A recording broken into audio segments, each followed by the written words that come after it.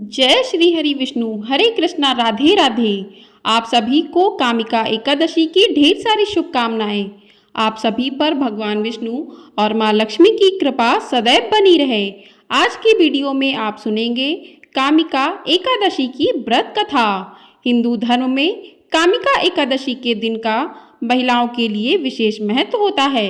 यह दिन भगवान विष्णु को समर्पित होता है। इस दिन भगवान विष्णु की विधि विधान से पूजा करने पर विशेष कृपा प्राप्त होती है। भगवान विष्णु की पूजा अर्चना के लिए इस बार सावन माह की पहली एकादशी कृष्ण पक्ष की एकादशी 31 जुलाई दिन बुधवार को मनाई जाएगी और इसके व्रत का पारण 1 अगस्त दिन गुरुवार को किया जाएगा। इस व्रत को करने से लोगों को सभी पापों से छुटकारा मिलता है और वैवाहिक जीवन में खुशियों का आगमन होता है। तो इस दौरान जो भी भक्तजन व्रत रखते हैं तो उन्हें कामिका एकादशी की व्रत कथा को भी अवश्य सुनना चाहिए। लेकिन आइए पहले जान लेते हैं कि इस व्रत को पहले किसने किया और क्यों किया, इसकी कथा का विस्तार किसने किया। तो अर्जुन ने एक बार श्री कृष्ण से कहा कि हे प्रभु, मैंने आषाढ़ मास के शुक्ल पक्ष की देवसैनी एकादशी का सविस्तार वर्णन सुना है। अब आप मुझे सावन मास के कृष्ण पक्ष की एकादशी का कथा सुनाने की कृपा करें। इस एकादशी का नाम क्या है, इसकी विधि क्या है, इसमें किस देवता का पूजन किया जाता है, इसका उपवास करने से मनुष्य को किस फल की प्राप्ति होती है। तभी भगवान श्री कृष्ण ने कहा कि मैं सावन माह की पवित्र एकादशी की कथा सुनाता हूँ, ध्यान पूर्वक श्रवण करो। एक बार इस एकादशी की पावन कथा को भीष्म पितामह ने लोकहित के लिए नारद जी से कहा था कि एक समय नारद जी ने कहा कि हे पितामह, आज मेरी सावन के कृष्ण पक्ष की एकादशी की कथा सुनने की इच्छा है, अतः आप इस एकादशी की व्रत कथा को विधान सहित सुनाइए। तभी नारद जी की इच्छा को सुनकर पितामह भीष्म ने कहा कि हे नारद जी, आपने बहुत ही सुंदर प्रस्ताव किया है, अब आप बहुत ध्यानपूर्वक इसे श्रवण कीजिए। श्रावण माह के कृष्ण पक्ष की एकादशी का नाम कामिका एकादशी है। इस एकादशी की कथा सुनने मात्र से ही वाजपेय यज्ञ के फल की प्राप्ति होती है। कामिका एकादशी के उपवास में शंख चक्र गदाधारी भगवान विष्णु का पूजन होता है। जो मनुष्य इस एकादशी को धूप दीप नैवेद्य आदि से भगवान विष्णु की पूजा करते हैं, उन्हें गंगा स्नान के फल से भी उत्तम फल की प्राप्ति होती है।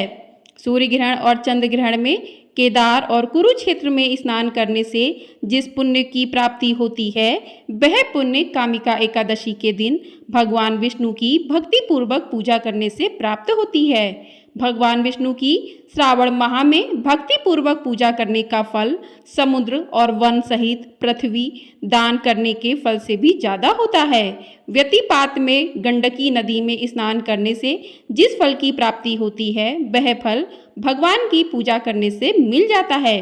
संसार में भगवान की पूजा का फल सबसे ज्यादा है, अतः भक्ति पूर्वक भगवान की पूजा ना बन सके तो श्रावण माह के कृष्ण पक्ष की कामिका एकादशी का उपवास करना चाहिए। आभूषणों से युक्त बछड़ा सहित गोदान करने से जो फल प्राप्त होता है, वह फल कामिका एकादशी के उपवास से मिल जाता है। जो उत्तम द्विज श्रावण मास के कृष्ण पक्ष की कामिका एकादशी का उपवास करते हैं तथा भगवान विष्णु का पूजन करते हैं, उनसे सभी देव नाग किन्नर पितृ आदि की पूजा हो जाती है। इसलिए पाप से डरने वाले व्यक्तियों को विधि विधान सहित इस उपवास को जरूर करना चाहिए। जो मनुष्य इस दिन तुलसी दल से भक्ति पूर्वक भगवान विष्णु का पूजन करते हैं, वे इस संसार सागर में रहते हुए भी इस प्रकार अलग रहते हैं जिस प्रकार कमल पुष्प जल में रहता हुआ भी जल से अलग रहता है। तुलसी दल से भगवान श्री हरि का पूजन करने से फल 1 बार स्वर्ण और 4 बार चांदी के दान के फल के बराबर होता है। भगवान विष्णु रत्न मोती मणि आदि आभूषणों की अपेक्षा तुलसी दल से अधिक प्रसन्न होते हैं। जो मनुष्य प्रभु का तुलसी दल से पूजन करते हैं, उनके सभी पाप नष्ट हो जाते हैं। तुलसी जी के दर्शन मात्र से ही मनुष्य के सभी पाप नष्ट हो जाते हैं और शरीर के स्पर्श मात्र से मनुष्य पवित्र हो जाता है।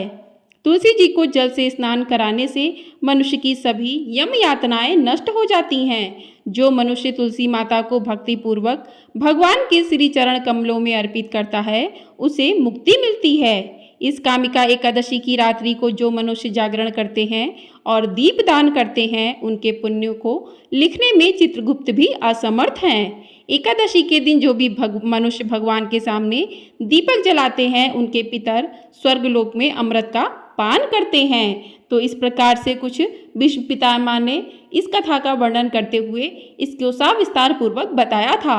आइए अब सुनते हैं कामिका एकादशी की व्रत कथा। कथा को पूरा अवश्य सुनिएगा। कथा सुनने से पहले भगवान विष्णु का ध्यान करते हैं, उसके बाद कथा को प्रारंभ करते हैं। जय श्री हरि विष्णु। तो चलिए इस कथा को प्रारंभ करते हैं। एक समय की बात है कि एक गांव में एक बहुत ही शक्तिशाली क्षत्रिय निवास करता था। वह अपनी शक्ति और बल पर उसे क्षत्रिय को गर्व था, लेकिन उसके धार्मिक स्वभाव के बावजूद अहंकार उसके मन में घर कर चुका था। वह हर दिन भगवान विष्णु की पूजा करता और उनकी उपासना में लीन रहता था। एक दिन वह किसी महत्वपूर्ण कार्य के लिए यात्रा पर निकला। रास्ते में उसकी भेंट एक ब्राह्मण से हो गई। दोनों में किसी बात पर विवाद हो गया, जिसके बाद क्षत्रिय ने ब्राह्मण के साथ हाथापाई शुरू कर दी। ब्राह्मण अपनी दुर्बलता के कारण क्षत्रिय के आघात को सहन नहीं कर पाया और उसकी मृत्यु हो गई। ब्राह्मण की मृत्यु से क्षत्रिय हक्का बक्का रह गया। उसे अपनी गलती का एहसास हुआ और वह बहुत पछताया।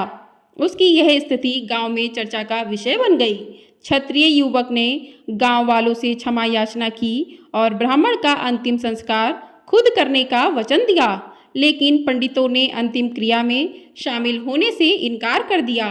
तब उसने ज्ञानी पंडितों से अपने पाप को जानना चाहा, तो पंडितों ने उसे बताया कि उसे ब्रह्म हत्या का दोष लग चुका है, इसलिए हम अंतिम क्रिया के ब्राह्मण भोज में आपके घर भोजन नहीं कर सकते। यह सुनकर क्षत्रिय ने ब्रह्म हत्या दोष के प्रायश्चित का उपाय पूछा। तभी पंडितों ने कहा कि जब तक वह सावन मास के कृष्ण पक्ष की एकादशी तिथि को विधि पूर्वक भगवान विष्णु की पूजा नहीं करता और ब्राह्मणों को भोजन नहीं कराता और दान दक्षिणा नहीं देता, तब तक वह ब्रह्म हत्या दोष से मुक्त नहीं हो सकता है। क्षत्रिय ने ब्राह्मण के अंतिम संस्कार के बाद पंडितों की सलाह मानते हुए कामिका एकादशी के दिन पूरी श्रद्धा और विधि के अनुसार भगवान विष्णु की पूजा की। फिर उसने ब्राह्मणों को भोजन कराया और दान दक्षिणा भी दी। इस तरह भगवान विष्णु की कृपा से उसे क्षत्रिय को ब्रह्म हत्या दोष से मुक्ति मिली। तो इस व्रत को करने से ब्रह्म हत्या आदि के सभी पाप नष्ट हो जाते हैं और इहलोक में सुख भोग कर प्राणी अंत में विष्णु लोक को जाते हैं। इस कामिका एकादशी के महात्म्य के श्रवण व पठन से मनुष्य को स्वर्गलोक की प्राप्ति होती है।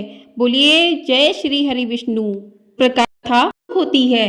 अंत में आप आरती करके भगवान की, उसके बाद भगवान से पूजा में हुई गलतियों के लिए क्षमा याचना करें। उसके अगले दिन आपको व्रत का पारण करना है, तो पारण से पहले भी आपको व्रत की कथा को सुनना चाहिए, विधिवत रूप से पूजा अर्चन करना चाहिए, ब्राह्मणों को दान दक्षिणा देकर ही अपने व्रत का पारण करना चाहिए। आइए अब सुनते हैं भगवान विष्णु की आरती।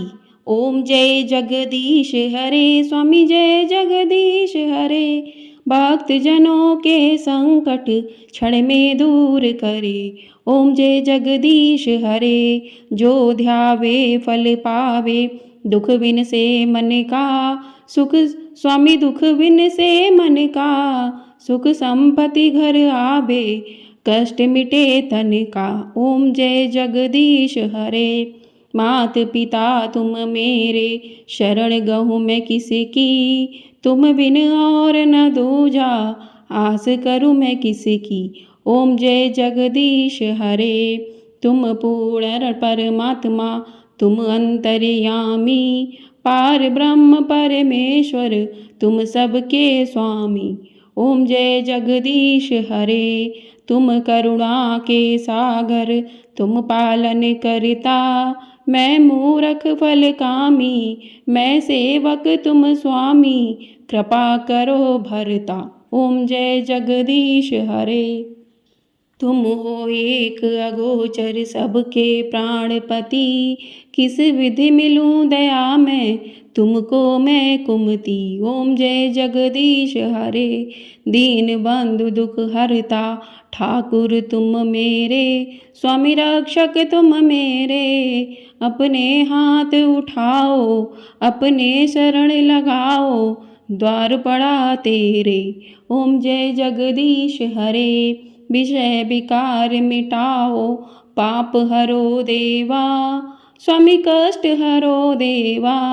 श्रद्धा भक्ति बढ़ाओ, संतन की सेवा।